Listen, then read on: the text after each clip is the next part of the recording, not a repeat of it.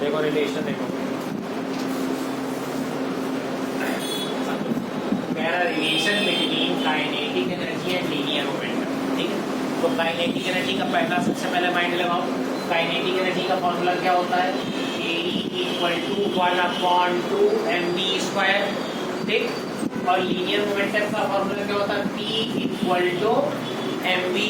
ठीक है, तो इन्होंने बोला कि मतलब काइनेटिक एनर्जी और मोमेंटम के बीच में रिलेशन बताना है, और अगर रिलेशन बताना है तो मतलब कितना बराबर कितना काइनेटिक एनर्जी है, कितना मोमेंटम बराबर कितना काइनेटिक एनर्जी होता है। तो देखो फॉर्मूला हमारा क्या होता है? According to linear momentum P equal to mv।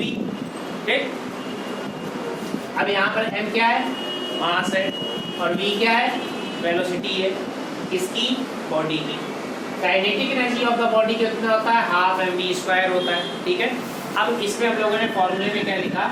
1/2 mv²। तो अब यहाँ पर समझना, इसको इस तरीके से लिखा जा सकता है, और से समझो क्या? 1/2m, और ये m और ये m कैंसिल, एक m कैंसिल हो गया, तो क्या आ गया? 1/2 mv²। बात तो वही है ना, और लिखने का पैटर्न इस तरीके से लिखा जा सकता है क्या? 1/2 और m में कैंसिल, तो कितना आ जाएगा? 1/2 mv²। क्लियर है?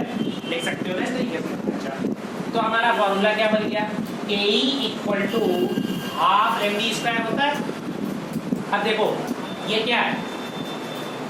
P इक्वल टू mv होता है, तो ये p² बन गया कि नहीं बन गया है?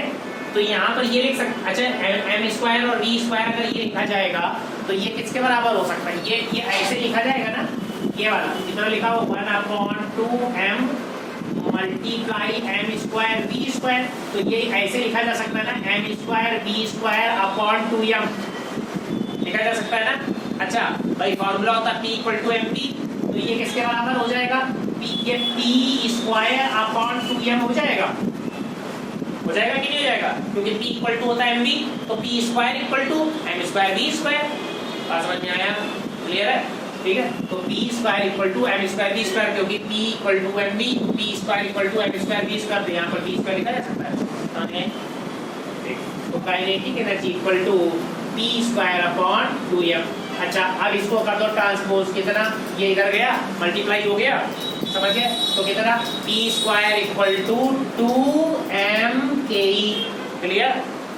2mke मतलब 2 मल्टीप्लाई मतलब ट्वाइस टाइम मास का डबल, जो भी मास होगा उसका डबल, और मल्टीप्लाई काइनेटिक एनर्जी मतलब गतिज ऊर्जा उसमें मल्टीप्लाई हो जाएगी, तब वो P के बराबर होगा, P² के बराबर। अब P² का जो स्क्वायर है वो स्क्वायर क्या हो जाएगा? राइट हैंड साइड पर आ जाएगा, तो we can write P equal to √2mke। यही तो होता है।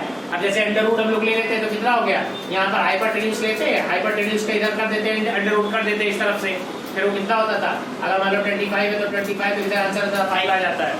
ठीक है, तो ऐसे कर लेते हैं। तो ये हमारा रिलेशन बन गया पहला, किसके? काइनेटिक एनर्जी और मोमेंटम के बीच में। अब यहाँ पर 3 केसेस दिए हुए हैं, 3 केसेस को फिर इसके ध्यान से समझो। देखो फर्स्ट पॉइंट, P कांस्टेंट हो, ठीक, तो Ke क्या होगा? Inversely proportional 1/mk। बात समझ गए? मतलब आप समझना, यहाँ बात क्या हो जाएगी? अगर काइनेटिक एनर्जी बढ़ाओगे तो मास m जो है कम, और m बढ़ेगा तो Ke कम। देख सकता सो फिगर कौन से में? वही फर्स्ट वाले में दिखा दिया है। ठीक है, इसको चाहे इसके बाद में बना लेना, चाहे उसमें कर लेना। ठीक है, सेकंड बोला काइनेटिक एनर्जी कांस्टेंट रहेगी, तो क्या हो जाएगा? P² डायरेक्टली प्रोपोर्शनल mk होगा, चाहे ये लिख लो, चाहो तो P प्रोपोर्शनल √m लिख लो। ठीक है, ये सेकंड वाले फिगर में आया, ये देखो। ठीक है, थर्ड वाला फिगर बोला है m कांस्टेंट है, P² डायरेक्टली प्रोपोर्शनल किसके होगा? काइनेटिक एनर्जी की होगा।